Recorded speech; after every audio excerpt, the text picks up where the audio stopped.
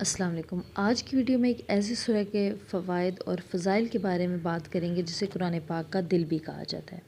میرا ایک عمل بارہا کا آزمودہ ہے، جب بھی جس مقصد کے لیے بھی آزماتا ہوں فوری مراد مل جاتی ہے۔ اسی عمل کی وجہ سے شوہر کی نوکری میں ترقی ہوئی اور نیا گھر بھی کمپنی کی طرف سے دیا گیا، مگر جب سامان شفٹ کر رہے تھے تو انہیں کال آئی کہ آپ کا جو گھر کا تحفہ دیا گیا تھا اسے کچھ وجوہات کی بنا پر روک لیا گیا ہے۔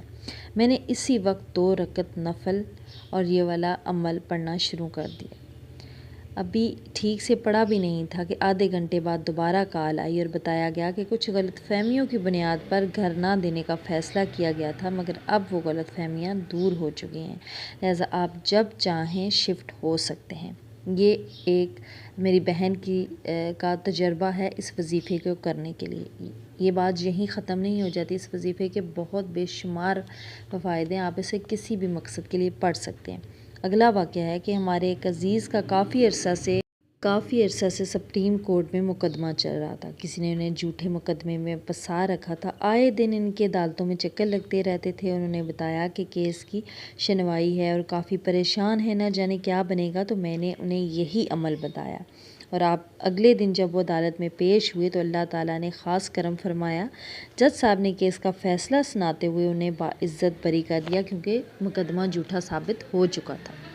ایک اور بہن کا کہنا ہے کہ ہمیں ذاتی گھر کی خواہش تھی مگر اسباب موجود نہیں تھے، نہ مال تھا نہ اسباب تھے، تو میں نے بھی یہی وظیفہ، اس عمل کی برکت سے مجھے اپنا ذاتی گھر مل گیا۔ اب جب آپ اس وظیفے کو کریں گے تو اگر آپ کو رزلٹ نہ ملیں گے تو آپ کے ذہن میں کیا آئے گا کہ یہ جو ویڈیوز چل رہی ہوتی ہیں، یا اگر آپ کہیں رسالے میگزین میں پڑھ لیتے ہیں تو انہوں نے لکھا ہوتا ہے کہ ہمیں مل گیا اور آپ کو نہیں ملا، تو آپ سمجھتے ہیں کہ یہ سب جھوٹ ہے۔ لیکن آپ یقین کریں کہ اللہ پاک کی کلام، اور آپ کو ایز اے مسلم یقین بھی ہوگا کہ اللہ پاک کی کلام جھوٹ نہیں ہے، نعوذ باللہ، تو پھر کیا وجہ بنی کہ ان لوگوں کی خواہشات پوری ہوئی جیسا انہوں نے چاہا اور آپ کی نہیں ہو رہی؟ تو اس کی ایک مین ریزن یہ ہے کہ آپ کے پڑھنے میں کمی ہے۔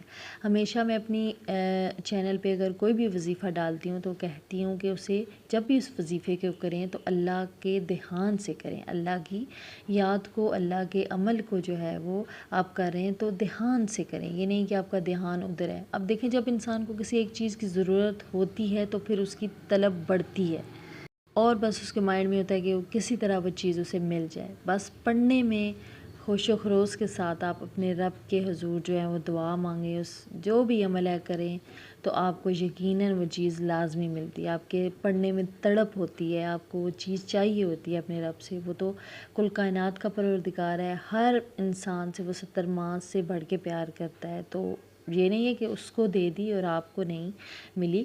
تو یہ صرف آپ کے پڑھنے کی جو ہے وہ مسٹیکس ہوتی ہیں، جو آپ بس اگر کوئی بھی وظیفہ کریں تو آپ پڑھنے میں جو ہے نا ان چیزوں کا دھیان رکھیں جو اس کی شرائط ہوتی ہیں، پاک صاف ہوئیں، ایک جگہ پہ پڑھیں، لگاتار پڑھیں، یہ نہیں کہ ایک دن چھوڑ کے آپ پڑھ رہے ہیں یا 5 دن پڑھا 1 دن چھوڑ دیا، تو وہ ایسی چیزیں یا پھر بے یقینی، یہ سب چیزیں عمل کو ضائع کر دیتی ہیں۔ تو آپ عمل نوٹ فرما لیجیے، بہت ایزی سا ہے۔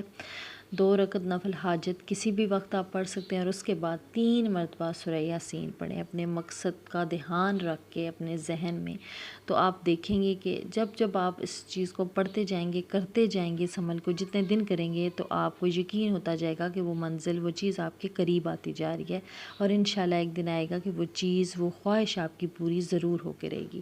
تو امید کرتی ہوں کہ میری آج کی ویڈیو اور آج کا ٹاپک آپ کے لیے ہیلپ فل رہا ہوگا۔ اگر ہیلپ فل رہا ہے، ذرا بھی موٹیویشنل رہا ہے تو میری موٹیویشن کے لیے جو ہے وہ ایک لائک اور ایک سبسکرائب کرنا مت بھولیے گا۔ اللہ حافظ، جزاک اللہ۔